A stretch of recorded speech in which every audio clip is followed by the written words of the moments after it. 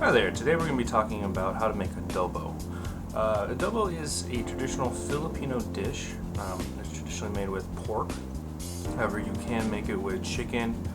And it's a fairly flavorful dish. It's very bright and it's got a lot of taste going on, a lot of flavor. But it's also really simple to make. I'm using a version of my grandmother's original recipe, and so we'll just get right into it.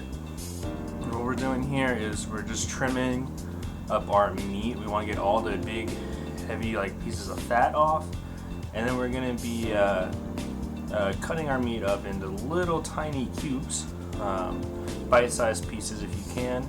It's pretty simple, pretty easy prep work as far as cutting the meat. Nothing too much to worry about. And don't worry about getting every piece of fat. When you cook it, it's gonna render down and it's gonna make it really nice and juicy. So don't worry too much about that. So you'll be all right that way. So one really important thing about adobo is that if you take the time and you do it correctly, it'll be super tender. And part of that is leaving the meat or leaving that fat in gives the meat a much nicer texture and consistency. So you can see me getting all the small pieces together, trimming out the big pieces of fat that I find. I don't want that, but as you can see, I do leave some in. And we're doing a little bit bigger than bite-sized pieces. It's whatever you want, whatever's easiest for you, whatever you're comfortable with. And I'm just using a standard 8-inch chef's knife. You don't need to use anything fancy. You don't need a big slicing knife. That will work perfectly. Alright, so now we're going to talk about the marinade here. I'm going to use a 1/2 cup of soy sauce. And then you just go ahead and pour that right in. You don't want to use too much soy sauce because it will overdo the flavor. And then we're going to do a 1/4 cup of sriracha. Really, any chili paste type sauce you can use. It doesn't matter. You just want the consistency to be liquidy. We're going to do 3 tablespoons of white vinegar. That's going to help with breaking down the meat and all the fats. And then we're going to do 2 tablespoons of minced garlic, and that's just for a little bit extra flavor. I like using pre-minced garlic. That's because I'm kind of lazy. It makes it easier, but you can always mince it yourself if you would like.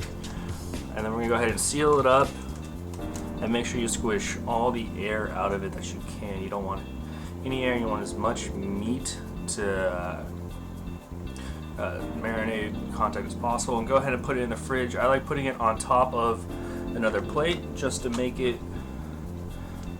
prevent cross-contamination. So you're going to marinate it for probably a minimum of 4 hours. You want to go minimum 4 hours, no more than 8 though, because then your meat gets kind of too strong in flavor. So after that, you're going to go ahead and take it out of the fridge and you're going to rinse it off with cold water. Just tap water works, and put it on a plate with a towel. What we're doing here is we're getting rid of any excess marinade, getting rid of the chunks of garlic that we don't want. All of that, just kind of cleaning it up and making sure it's nice. And then part of that process is we're going to go ahead and we're going to dry it off afterwards as well. So yeah, make sure you get every little piece. It's going to feel kind of weird, but I guarantee you it helps a lot with the flavor. It's going to help in the next process as well, especially after we dry it off. So yeah, go ahead and just dry it, or rinse it all off, put it onto a plate with a paper towel, kind of like bacon, and then you're going to go ahead and rinse it all off. Then you're going to dry it off, just pat it down with another paper towel. Get as much moisture out of it as you can so it's dry. It's going to make it a lot easier when we move on to the next step here, which is going to be browning. So what we're going to do is we're going to get a pretty wide and shallow, or wide pan and a deep pan.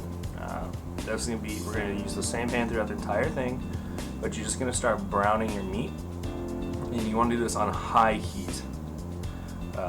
You just want to crisp up the outside, get it nice and clean, or get it nice and browned up, just to add a little bit of extra flavor, get that sear going. it plays a lot better with the recipe instead of just, you know, instead of just sticking the meat in and boiling it. It adds a little bit better consistency there.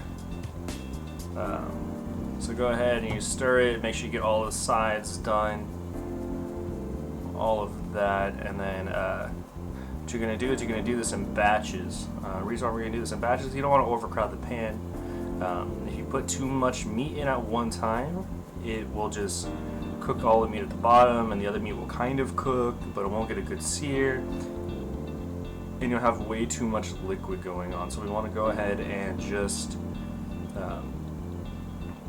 sear it in batches, brown it in batches, remove one batch after you're done searing it, and put the next batch in. It's going to take a little bit of time, depending on how big your pan is, but you will be all right.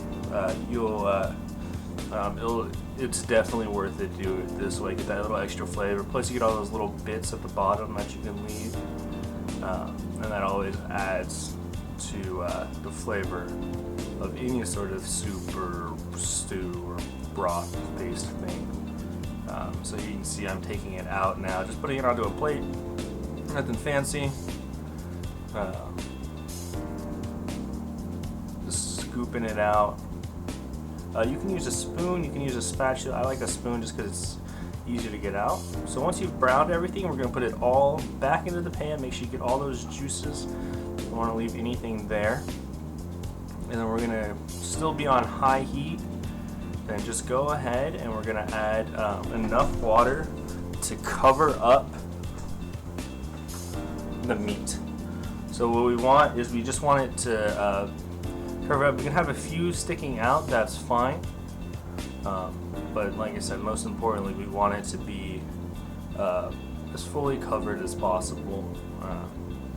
And we're going to have it on high heat as well. We're just going to wait for it to come to a boil. Once it's at a boil, you're going to add 3 tablespoons of black peppercorn and 3 to 5 dried bay leaves. That's all for flavor. Just go ahead and mix it in. And all that white stuff on the top and all that yellow stuff, that's just fat from the meat. You can skim that off, you can leave it on.